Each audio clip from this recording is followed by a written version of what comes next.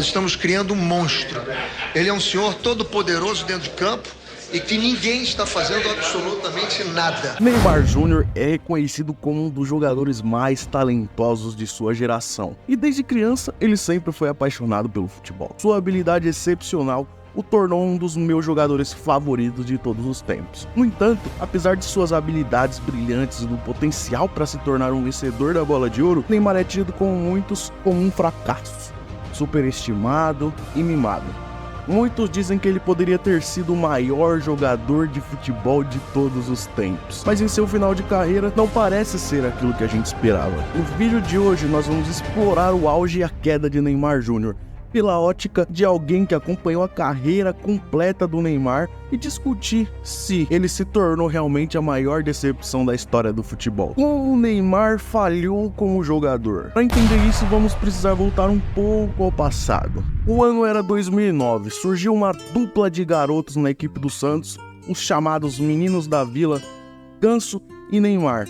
Ganso era genial, camisa 10 clássico, extremamente habilidoso, daqueles talentos que surgem uma vez a cada 50 anos. Já Neymar, o Neymar, não sei se há palavras para descrever o que era esse moleque de 17 anos. Era completo em todos os aspectos do futebol, parecia ser o próprio Deus que desceu e resolveu brincar de jogar futebol. E quis o destino que o raio caísse novamente na Vila Belmiro, mas dessa vez em dose dupla. Seu primeiro gol como profissional foi contra o Mojimirim. O primeiro ano como profissional de Neymar, ele fez 14 gols em 48 jogos. Não foi algo espetacular, mas acabou lhe rendendo o prêmio de revelação do Campeonato Paulista. Já em 2010 foi a ascensão do Neymar, que brilhou com o Santos conquistando o Campeonato Paulista e a Copa do Brasil. Neymar se destacou nas partidas contra o Naviraense, onde o Santos aplicou uma sonora goleada por 10-0, onde eu tenho orgulho de falar que assisti esse jogo ao vivo. Além também de ter goleado o Guarani por 8-1. Esse jogo o Neymar marcou 5 dos 8 gols da equipe santista. Essa equipe do Santos era tão mágica que fazia até os torcedores rivais pararem para assistir o Santos, com um jeito moleque, ousado e irreverente de jogar.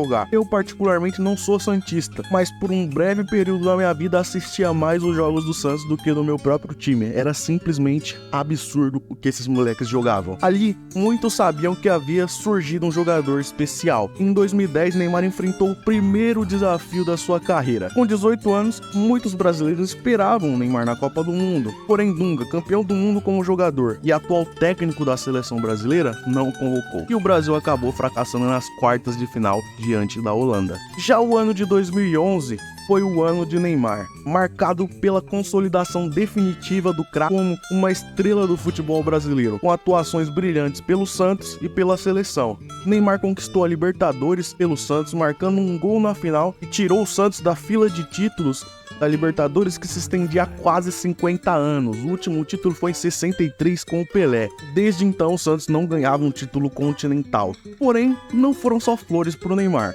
Também passou por maus momentos, como a eliminação da Copa América. Em 2012, Neymar já era a maior estrela do Brasil. Mesmo não estando na Europa, era unanimidade no Brasil. E era o maior herói para todas as crianças brasileiras que, assim como eu, cresceram vendo Neymar, copiando seu moicano e seus cabelos estilosos. Era uma verdadeira febre no Brasil. Esse ano ficou marcado pelo jogo entre Santos e Bolívar pela Libertadores, onde o Santos perdeu por 2-1 e o técnico do time boliviano teve a infelicidade de provocar Neymar. Ele disse: "Quem é Neymar? Não o conheço." Não, o jogo não é só de ida, não.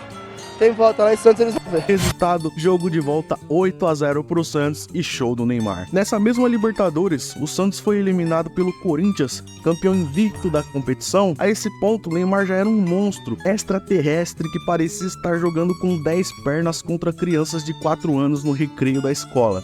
E o único time a minimizar o dano que Neymar causava foi o time de Tite, onde montaram algo parecido com as Jordan Rules, feita pelo Detroit Pistons. Não, ele apoiou muito, cara. O Tite usou uma estratégia de marcar ele muito bem, cara. Qual que era a Deixava o Léo pegar a bola, o Jorge Henrique ficava na linha do meio campo, o Alessandro posicionado e o Ralf aqui.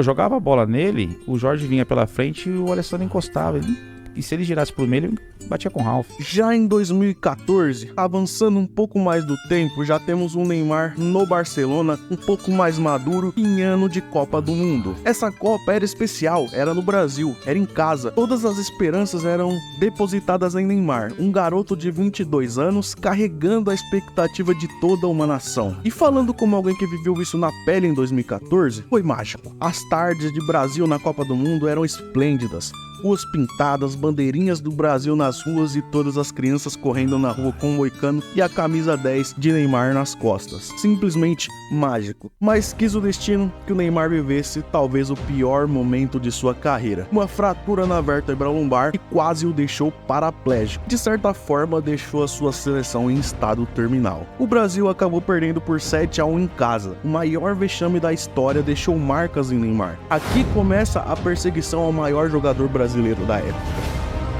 Já em 2015, muito contestado em solo brasileiro, coisa que ainda não acontecia na Europa, foi a redenção do Neymar. Ele figurou o maior trio da história do futebol: Messi, Neymar e Suárez, 3 sul-americanos.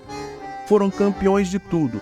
E ainda por cima, Neymar foi artilheiro da Champions. 2015 definitivamente foi o ano de redenção do Neymar. Já o ano de 2016 e 2017 foi emblemático para a carreira de Neymar, pois aqui chegamos no ápice da carreira do brasileiro.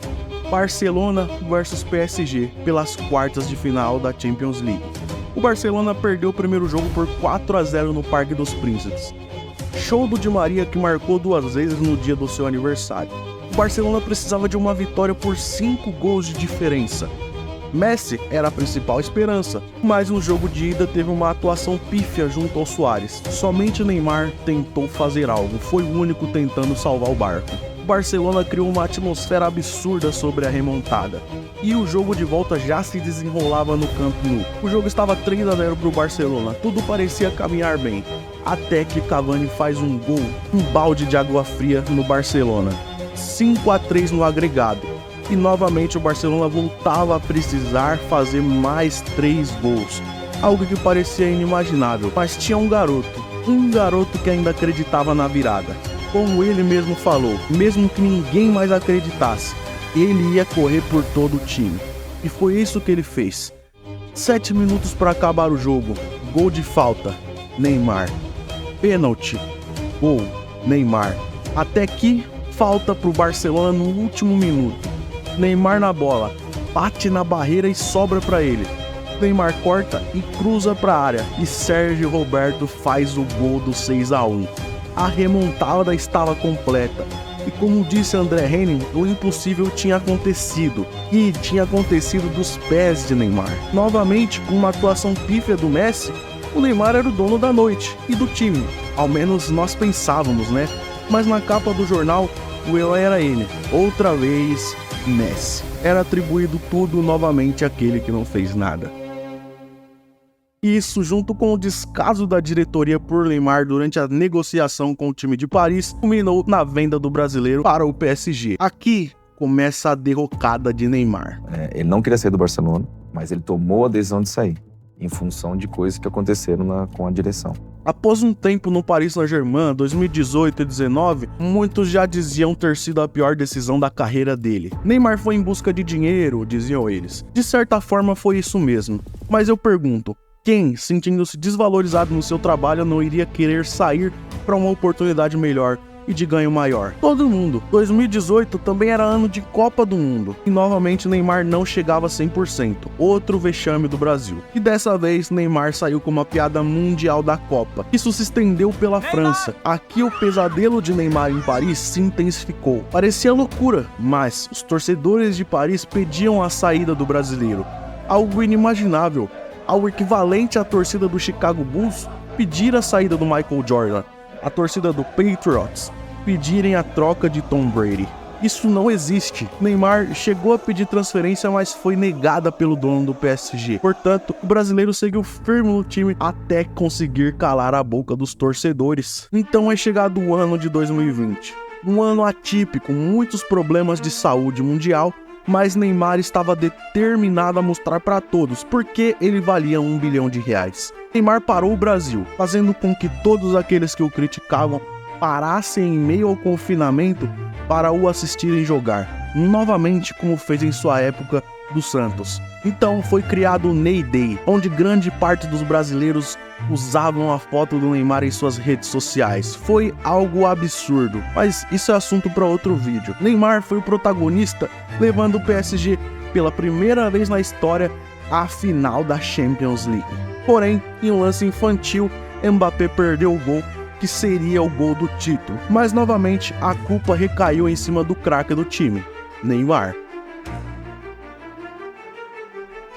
Já em 2021, ficou marcado como o ano em que Neymar poderia conquistar o seu primeiro título com a seleção brasileira, a Copa América. O Brasil chegou à final sem muitas dificuldades. Jogo contra sua maior rival, o maior clássico do mundo. Brasil versus Argentina, Neymar versus Messi. Para muitos seria uma vitória fácil do Brasil. E mais uma vez, a seleção brasileira fracassou. Falha boba da zaga e gol da Argentina. Novamente, Neymar foi o único jogador do Brasil a não desistir do jogo durante os 90 minutos. Correu sozinho, jogou como ninguém jamais jogou. Uma das melhores partidas que já vi do Neymar. Até mesmo o Dibu Martínez ficou impressionado e disse que ele estava imparável naquele dia. Porém, o famoso rodízio de faltas sobre o Neymar entrou em cena novamente. Neymar apanhou como nunca. Sofreu um rodízio de faltas absurdo. Ao todo, foram 22 faltas cometidas pela seleção argentina em um só jogo. E mais uma vez, o Brasil fracassava e a culpa caía em cima dele. Algo ilógico, pois quem assistiu viu que não foi Brasil versus Argentina, foi Neymar versus Argentina em todos os 90 minutos. Já em 2022, o pesadelo que parecia ter tido fim, já que Neymar levou o PSG à final da Champions, retorna, pois os franceses pediam novamente a saída de Neymar e Messi, porém dessa vez era apoiado por Mbappé e o presidente do clube. Mas tinha algo de especial nesse ano. Era ano de Copa do Mundo, Neymar estava 110% focado em retornar de lesão e trazer a Copa para sua nação. Essa era tida como a Copa do Neymar. Afinal, o Brasil tinha um time infinitamente melhor que o de 2014 e 2018, onde ele era a única esperança da equipe. No papel, isso era certo, mas realmente não foi isso que aconteceu. O Brasil chegou com uma certa dificuldade nas quartas de final da Copa, encarou a Croácia e num jogo dificílimo na prorrogação, o Brasil precisava novamente de alguém que o salvasse. E lá estava o seu camisa 10, lá estava Neymar. Jogada genial. Tabelou com Paquetá, tabelou com Rodrigo, passou por todo o time croata, cortou o goleiro e gol. Ali, o mundo parecia ter parado. Neymar, Neymar, Neymar, gritavam os torcedores brasileiros. E os 200 milhões de brasileiros que, assim como eu, não estavam presentes no Catar, choravam em suas casas. Definitivamente essa era a Copa do Neymar. Tudo indicava. Era o roteiro perfeito. Porém, novamente, quis o destino que um erro bobo dos jogadores brasileiros, a Croácia empatasse o jogo e ganhasse nos pênaltis, sem o principal cobrador de pênaltis do mundo e da seleção brasileira conseguir bater o seu pênalti. E como disse o Neymar ao Fred, subir pra quê? Estávamos ganhando, faltava 4 minutos. Parecia até uma partida de FIFA. Pra mim aquilo não era real, só podia ser pesadelo. E cá estamos. Ano de 2023, 2024, mais especificamente a temporada. Essa história, diferentemente dos heróis que conhecemos, Neymar não conseguiu a tão sonhada bola de ouro, que é a Copa do Mundo, ainda. Mas para piorar a situação, ele se transfere para o Al Hilal. Novamente, é uma transferência muito criticada. Para mim, Neymar não é um fracasso, é uma carreira de sucesso. Isso não pode ser definido apenas porque ficou faltando 2 títulos. Afinal, Neymar é o culpado por ser o último de uma geração de extraterrestres que escondiam a bola debaixo dos pés e faziam o inimaginável com a bola? Acho que não, né? Nos anos 80, 70, 90 e 2000, nós tínhamos pelo menos 5, 6 desses craques no time com a mesma característica do Neymar.